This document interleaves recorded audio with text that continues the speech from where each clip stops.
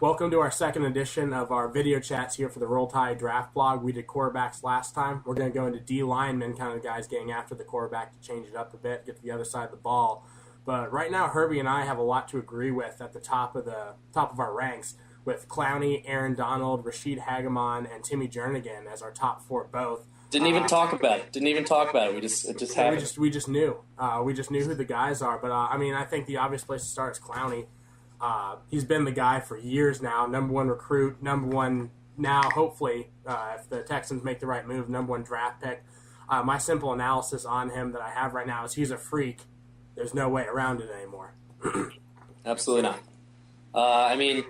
Listen, Kuiper's been saying it. Everyone's been saying it. He's the best prospect to happen in football in the past 10-something years.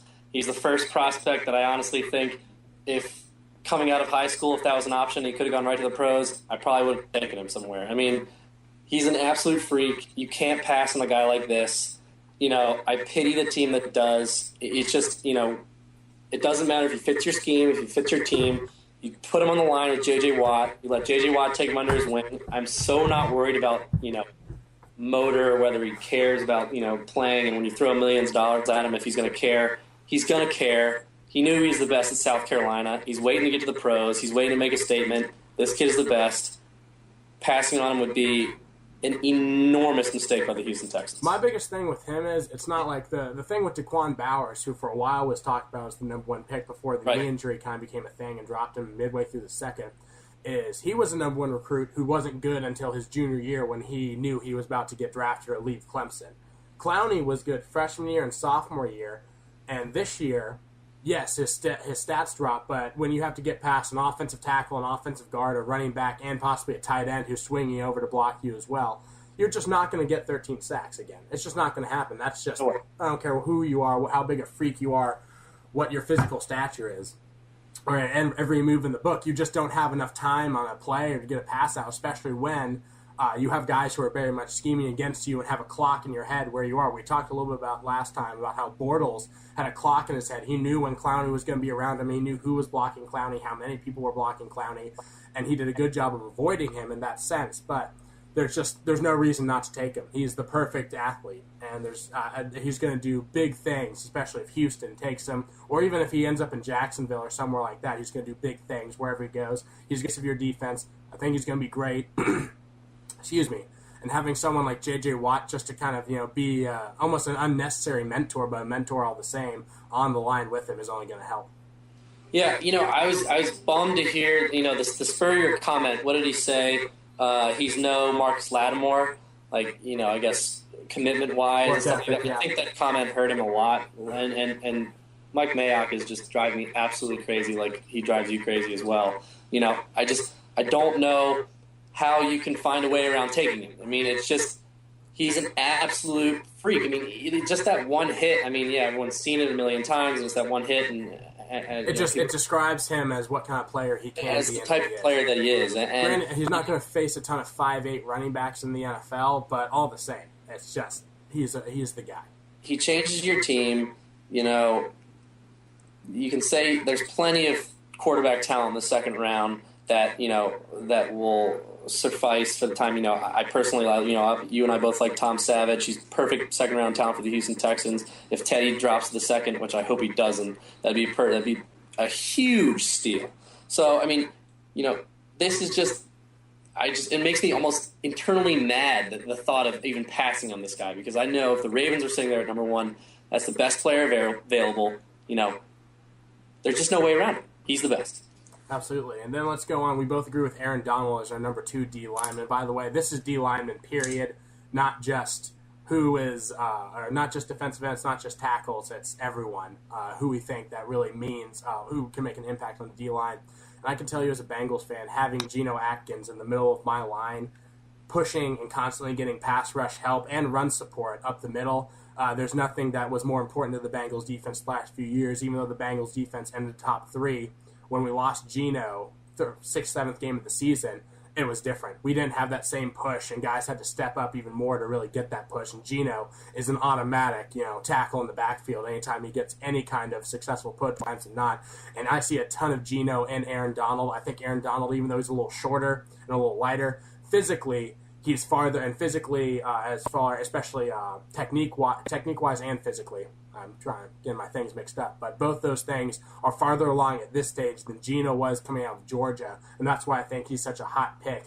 And if he lasts past the Giants or anyone up there in that top 12, I think the Bears need to get Aaron Donald because they've missed something in the middle of their defensive line since Tommy Harris retired and got injured. He's one of those guys that, when coming into the combine and basically the offseason, he, kind of first, second round guy, no one was really sure. Then he got to the combine. I said in my review, which I've sent you, I called him the Don Terry Poe of this draft. He's a guy that boosted his stock with his numbers. I think his speed and his ability are just a crazy combination. And I was comparing the Hageman tape and the Aaron Donald tape, and he's just a nasty kind of guy. He does whatever he can to bust through the line, break things up, get to the quarterback, and he's just a nasty player. And I think he's also feels like he's got, he's one of the short, he's a little shorter than Geno. I think he's one of the guys that feels like he's got a lot to prove, and he's the kind of player that I want to get on my team because he's the kind of guy that I know is going to come in, he's going to work hard, he's going to play hard, he's going to do whatever he can to get on the field, and I love the way Aaron Donald plays. I think he's a lot of fun to watch. I think he's going to kill the league, and I think you're exactly right. I think the Chicago Bears need to pick up a guy like Aaron Donald. He's the perfect 4-3 defensive tackle. 3 technique, gets after the passer, going to be strong against the run, great upper body strength, mixed with great lower body explosion, something you really don't see in a lot of tackles at this stage with the pass rush technique that he has. He's very developed already, and that only means he's probably only going to get heavier and stronger and become more of a force on both sides of the ball rather than just against the pass. And playing against, in the NFC North in that cold weather, he's used to that kind of cold Midwestern/Northern weather. He's going to be just fine if he gets to Chicago or New York or anywhere. And even if someone like Tampa Bay decides to take him earlier, great fit. I don't think he goes any earlier than, I don't know. I don't think he goes top 10. Definitely. I mean, it depends. If someone sees more than we do, then he can. That'd be a great pick. And I think another great thing about him is that once you get him into an NFL organization, he only gets better with some really good coaching. He gets a lot stronger. I mean, a stronger Aaron Donald. Oh man. I mean, I'm talking. You've got a hell of a player right here. I really love Aaron Donald's game. The only reason I say that he goes top 10 is if Oakland just throws a giant wrench in everyone's plan and drafts a guy like Donald, number 5 overall, which, is totally possible. And I'd put that in my mock draft, which will come out in a couple of days, that, I have Oakland making the smart pick, but they're never guaranteed to make the pick you think they should make. Oh, no. Oh, absolutely not. But, number 3 is Herbie, a guy that you like a lot and have liked the whole time, and I had to come around a little bit to him, but I really have, and that's Rashid Hageman, who just big athletic monster of a player in the middle. Huge. What is he, 6'6", 310? 310 to 320, just a big boy. Just one of the main things I love about him is his position change. He got to Minnesota, he came out of high school as a tight end, and, wasn't working out for him, put some more weight on him, and becomes, a huge defense tackle. I mean, this guy is an absolute monster, and, the way he just busts through the line and just causes disruption, and I really love his pursuit. I mean, he gets to sideline to sideline. He'll chase anybody down. He's really got a great combination of size and speed that was going to do a lot for him at the next level. I love this guy. I think he's I think he'll go later than Donald. I think he's perfect for the Patriots. Obviously my one concern is he's had some off the field issues. I've listened to a couple press conferences with him. He's got a little bit of a cockiness to him and not necessarily a chip on his shoulder, but, maybe a little bit of overconfidence, just thinking he might be a little bit of the best. I think he needs a place like New England. I think he needs like a coach like Bill Belichick to bring him back a little bit and be like, listen, you're about to be rookie in this league. You've got all the opportunity in the world. Vince Wilfork would be a great mentor for him. I mean, I think that New England Patriots is a perfect home for him. I love Rashid Hageman. Yeah, absolutely. I think New England is the perfect spot for him. Playing next to Vince Wilfork, who's a guy who's, he's played everything. You see him as a 3-4 end. You see him obviously as that great nose tackle who's a great pass rusher, even in a 4-3, even at a size at 6'5", 350.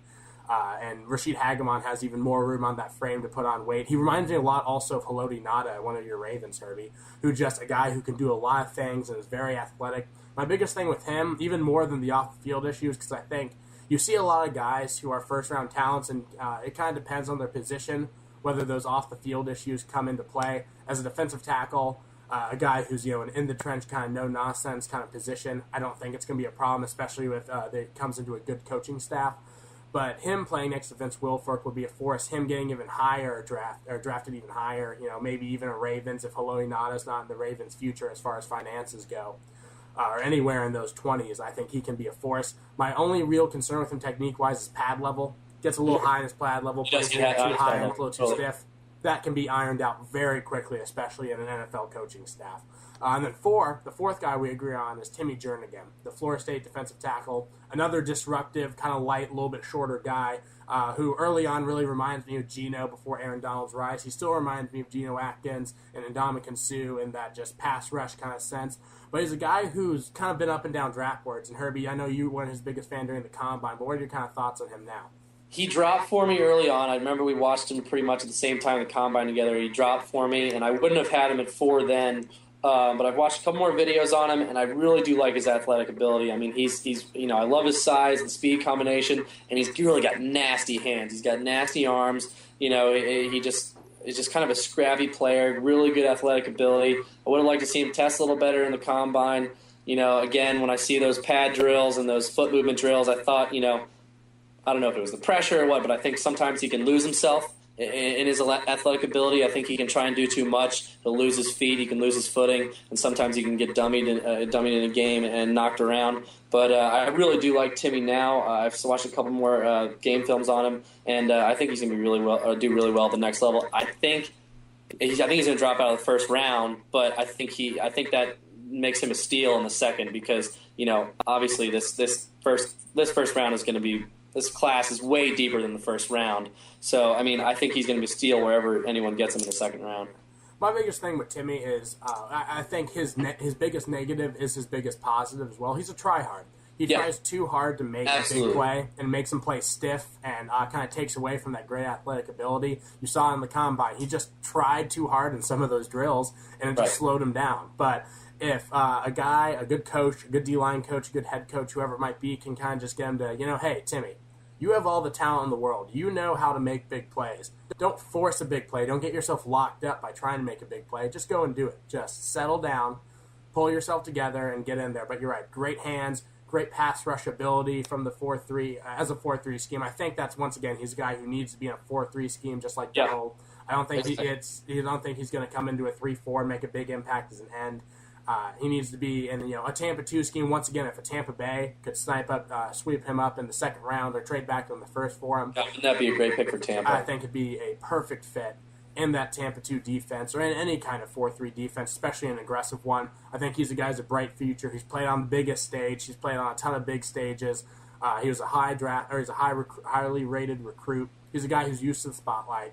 I don't think anything's going to worry me about Timmy Jernigan. I know I'm going to get a solid player.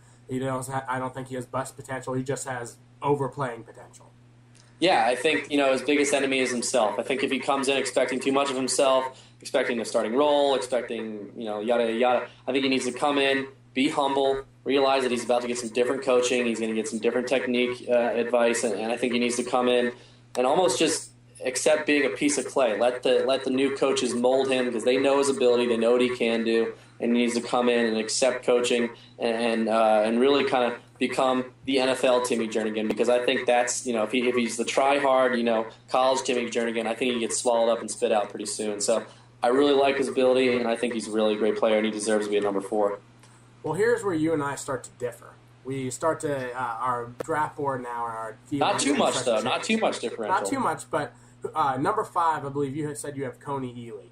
I do. As number 5. He is my 6th, but I have 2 guys from Notre Dame who I'm a big fan of in my bottom 10 or bottom 5 of the top 10.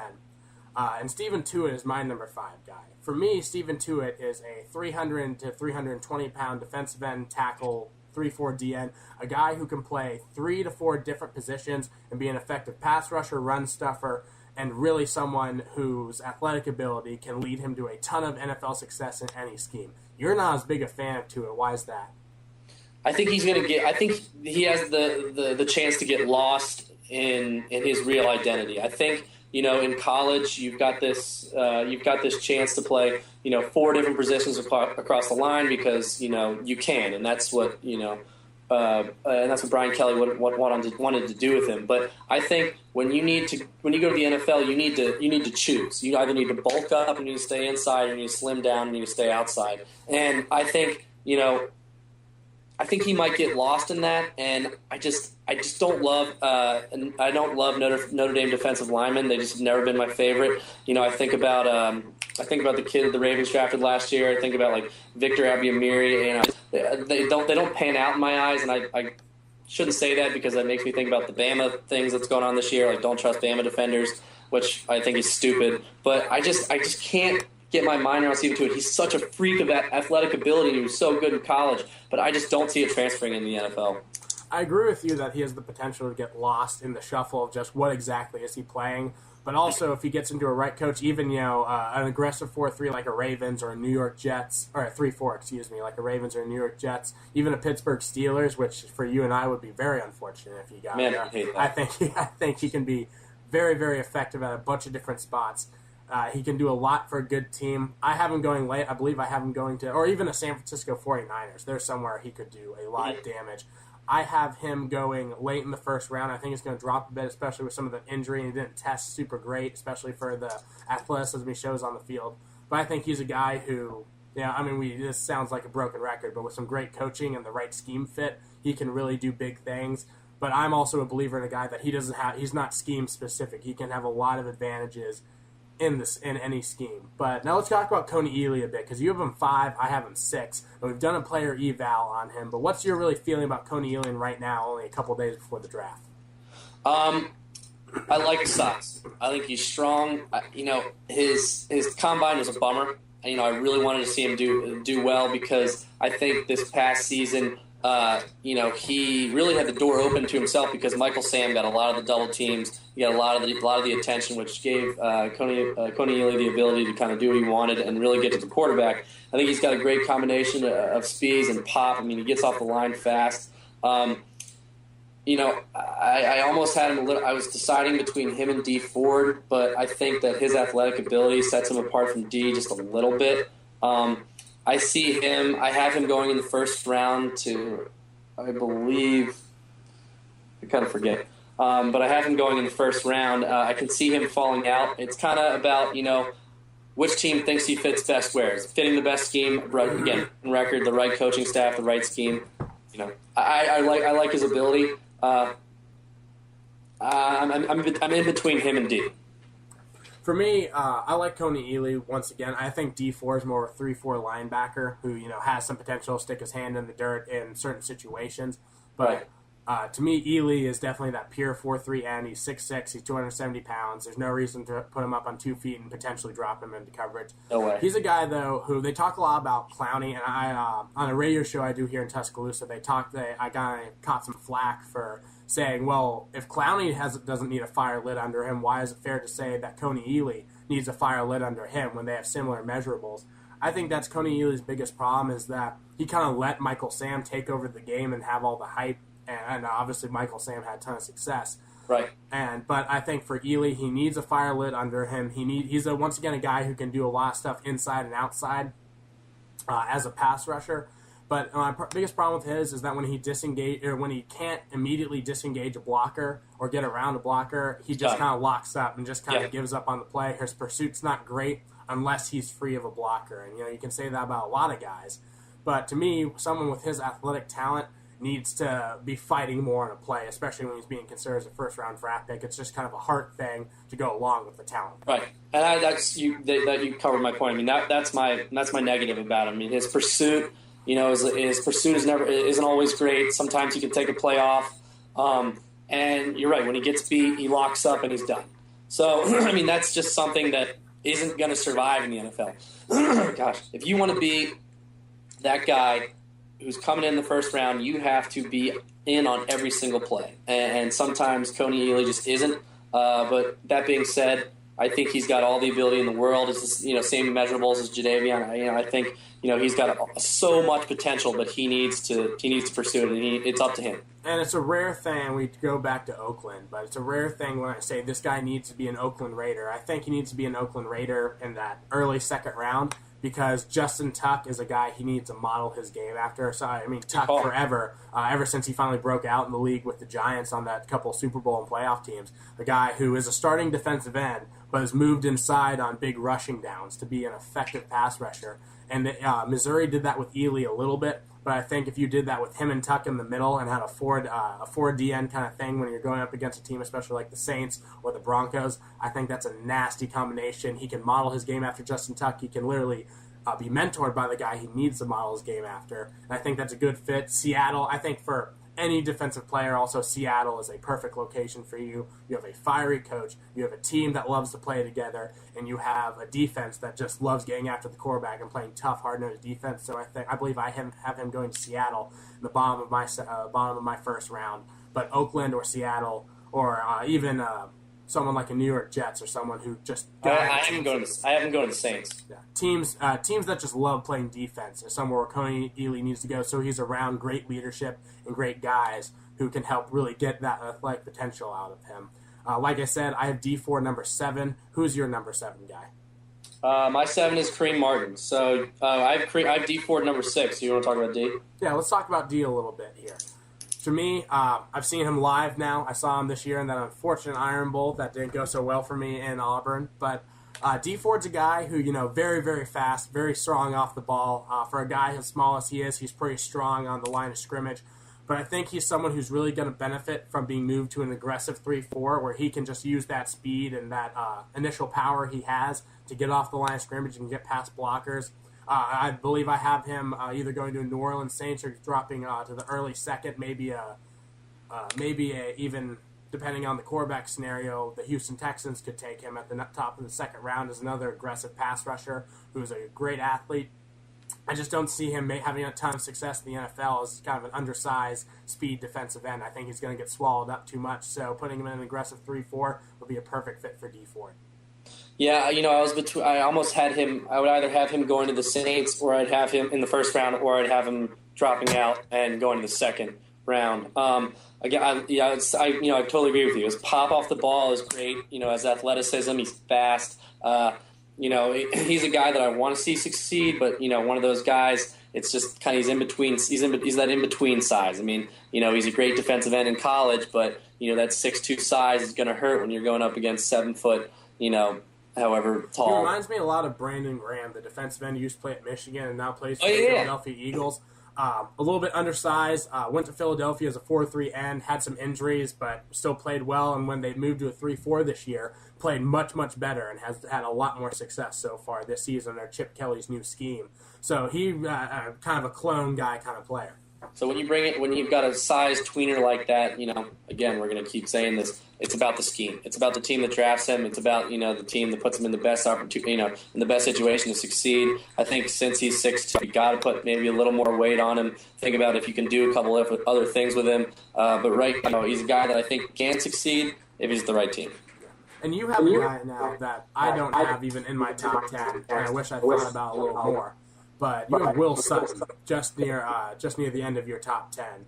And that's a guy who came into the season with a lot of hype, had a great junior year at Arizona State, came back, put on weight to try and prove that he could play bigger, and the stats went down. But what do you like so much about Will Sutton? You've heard me talk about him a couple times. I have Will Sutton at number 8. I think he's just a guy you don't want to sleep on. I think he's a guy that clearly is willing to do anything to play in this league. He was willing to do anything his senior year, to bulk up and prove that he could play inside and be way more effective. Obviously, his numbers dropped, but I really like him to put on all that, and he still just looks fast. I mean, he looks nasty and fast, and he's all over the field in the backfield. He's really good at chasing down quarterbacks, and he's got this pop off the line, and I really like to play and watch his game. I think he really can find success in the league. He's 6 foot, 303 pounds. He's a meatball is what he is. I mean, I think you plop him right in the middle of your line, and he'd be active. And I see a little bit of a Don Terry Poe in him a little bit. I've said that about another guy today, but I think I like his ability, and I think you might want to slim him down a little bit, because I think that what's really gonna separate him from the rest is he had 24 reps on the bench press, so obviously strength isn't a concern. But I think what's really going to separate him is his speed. And me at number 8, I have a different defensive tackle. I have Lewis Nix at 3rd, another Notre Dame guy who you don't have on yours. But I've got Nix at 9. No, you do? Yeah. To me, nose tackles are a dime a dozen. Vince Wilfork, Casey Hampton, Dontari Poe, guys who you just can't replace, can't find all that easily. I've had Lewis Nix going to Pittsburgh in a couple of my mocks. I think he's going to drop. I think people are still worried about that ACL this year, but you saw him. There were about me when I was at that national championship in Miami against Alabama against Notre Dame. Obviously, I was psyched that the Tide were up, 42-7 for most of the game. But I noticed, I watched the Notre Dame guys too, and there were maybe 3 or 4 guys on the entire team who looked like they deserved to be on the same field as Alabama in that blowout loss. And Lewis Nix was one of them. He's a guy who, a lot like Poe, is a great athlete who can get after the pass rusher and clog the middle. You don't find these guys very often who can do this. Vince Wilfork's another guy who can get after the passer while clogging the middle.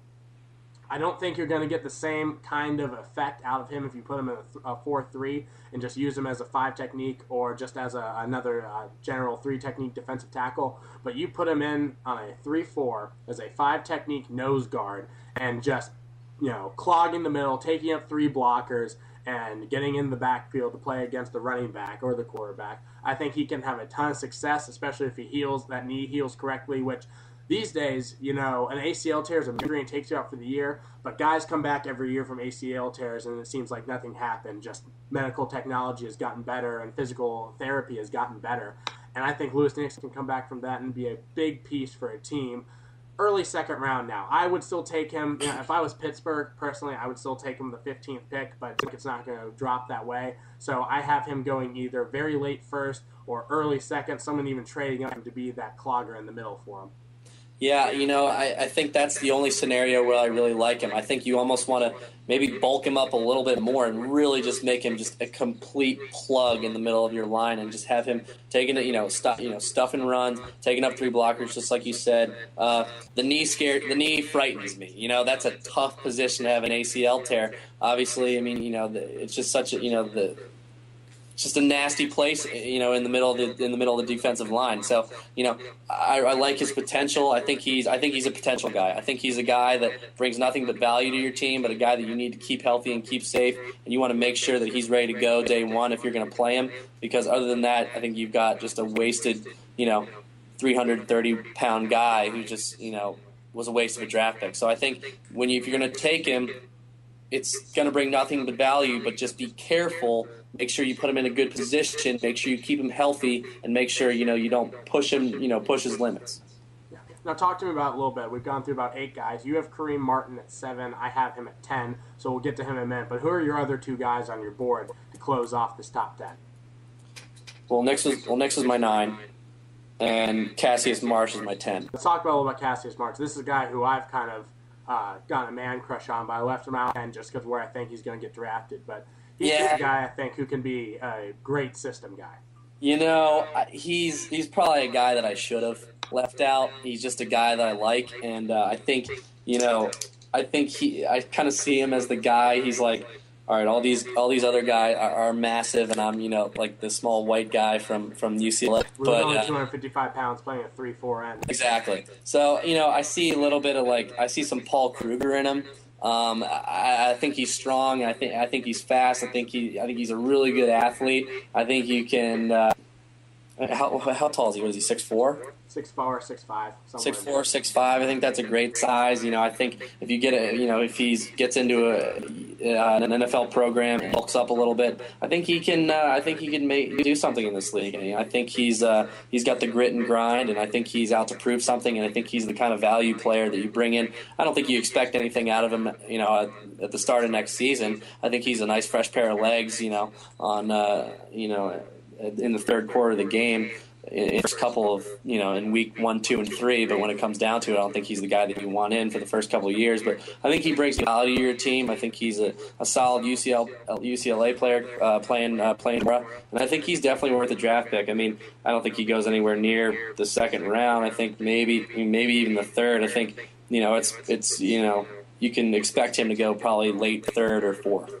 Yeah, he's somewhere 3rd to 5th round without a doubt. But I think he's a guy who can definitely just bring, like you said, just bring value. Just a hard-working, grit and grind guy. He's going to have a place in the league always, just because I think he's a system guy who can do a couple different things, both kinds of defensive end. Maybe even do a little stand-up pass rushing. I think he needs to get a lot stronger before he gets to that level. Yeah. But he's a guy who knows his role. Him and his teammate Jordan Zumwalt, who was a big-time player. He's the guy who knocked out Logan Thomas. All right. That Sun Bowl. Just monstrous. He's another guy who I think just gives you great effort, great pursuit, good long arms, good frame, just needs bulk, needs a little technique work, but can add value. And, when you're thinking 4th to 5th round, that's someone who may not play immediately, but can still contribute in his first year. And like you said, I think, legs. You expect him to come in and do something on special teams for you. You ran a 4.89 in the combine, 14 reps on the bench. Obviously, that's what needs to improve. I think the strength is priority number one. You get this guy into your program, you get him a little stronger, and I think you see some really positive results from a guy like we've just been saying. I mean, he just brings pure value. Yeah. And then the guy I have replacing him as my number 9 guy is Scott Crichton from Oregon State. That's the guy. That's the guy I don't have. You go ahead, talk. I have Scott Crichton, a guy who had a lot of first-round value early in the season, and since the offseason has kind of ended, or has kind of ended, the whole process has gone through, he's dropped to more of an end of the second, third-round range. Which Mayock's got him, I believe. Just a steal if you get Scott Crichton in the third round, an absolute boss. We talked about him a little bit. Not a guy who's the overall athlete. He's not going to beat you with a lot of power or with a lot of finesse and nice pass rush. He is explosive off the line. He's strong as hell. And he's not going to miss a tackle in the backfield. He's fast to you. He's a bull rusher. He's a perfect fit going up against a right tackle at that left defensive end spot. He's a guy who, if I'm especially as a Cincinnati fan, if there's not a back or a wide receiver or running back the Bengals want to take in the third round and Crichton's sitting there with the 26th pick of the third round, I'm taking him. He can give me a more immediate, developed kind of guy that Michael Johnson was on this side of the line. Carlos Dunlap's probably going to flip over. I think he can have an immediate impact as a rookie with that explosive strength and that explosive get-off. Something who can really contribute. Not a great, he's not going to get much more out of him than what you expect or what you saw in college, but someone who has great value and is going to be a great leader on your team and in your locker room, and someone who's going to have a big play effect on your field. For your defense on the field, pretty much at any point in his career. He might not be your 15-sack guy, but he's going to get a good bit of tackles for a loss and having an impact. I think he's a guy that you want on your team in camp and that you want to bring in every now and then. But I've watched this guy all morning. I can't wrap my head around him. I can't get him into my top 10, even over Cassius Marsh. I think that he sometimes thinks he's a player that he's not. Like we said, the finesse moves and I think the success in this league, you need both. I mean, you've got to have the finesse, and you've got to have the power. And read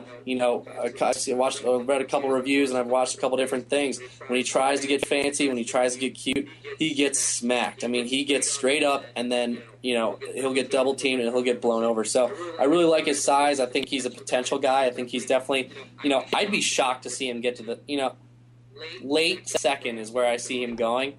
Honestly, I just, third, like you said, third would be an absolute steal with this player. I mean, I think he's a late second pick for sure. Passing on him in the late second would be a mistake.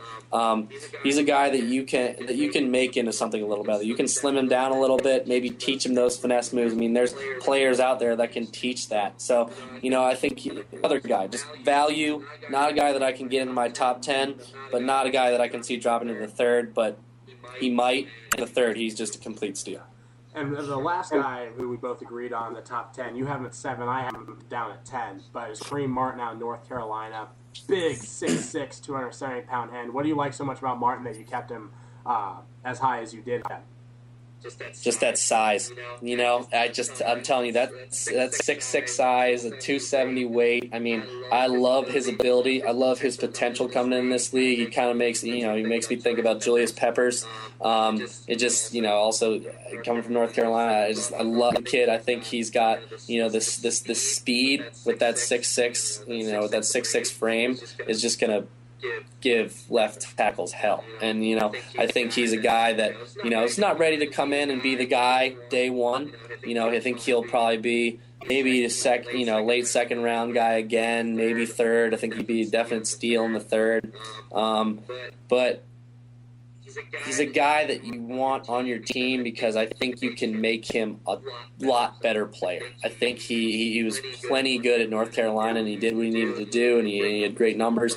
But you get him into your system, you get him in coaching staff, I think he just gets better and better, and he's just a kind of not necessarily a project guy, but a potential guy that just, I think he has a higher ceiling than Crichton. Yeah, for me, I literally picked him for the same reason. I was thinking about putting Trent Murphy, the outside linebacker / defensive end from Stanford, who I'm a big fan of, but I was trying to stick more with pure defensive linemen. Kareem Martin, just exactly why I picked him for where I was when I was looking over a list of prospects. Just 6'6", 272 just jumps out at me.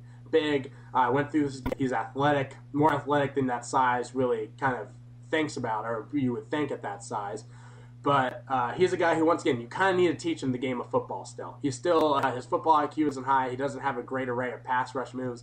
But he's big, he's athletic. He can probably hold down either side of the line and be an effective player. Once again, a team like Seattle would be so perfect for him. A defense that loves playing defense, has some great fiery players and coaches, great D-line. Even a place like Phil, where Gus Bradley could really mold him into his kind of guy, especially if he doesn't get a Mack or a Clowney at the top of the first round. Just someone who can come in, great size. You don't need to put any more weight on him. You just need to really teach him the game of football and how to use that size effectively. And then once he learns that, he can end up being a force in the league. It's just going to be a motor and how dedicated is he to live that size.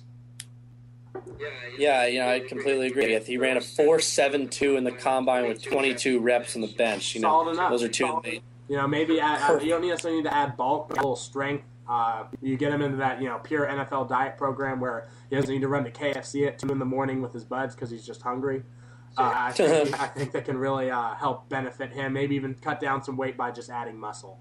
So exactly. I think he's a perfect. What's that? Sorry, go ahead. But I just think he's a guy who can be, your prototypical perfect defensive end in the NFL. I agree, 100%. But I think that's our top 10. Thank you guys all for listening, and we'll have these posts up pretty soon. And I hope everyone's looking forward to the NFL draft on Thursday as much as Herbie and I are. Appreciate it, guys. This is going to be a cool NFL draft. It's the deepest draft we've seen in the past couple of years. Baker and I can't even get over it. So enjoy. Thanks for watching, and we'll see you soon. All right.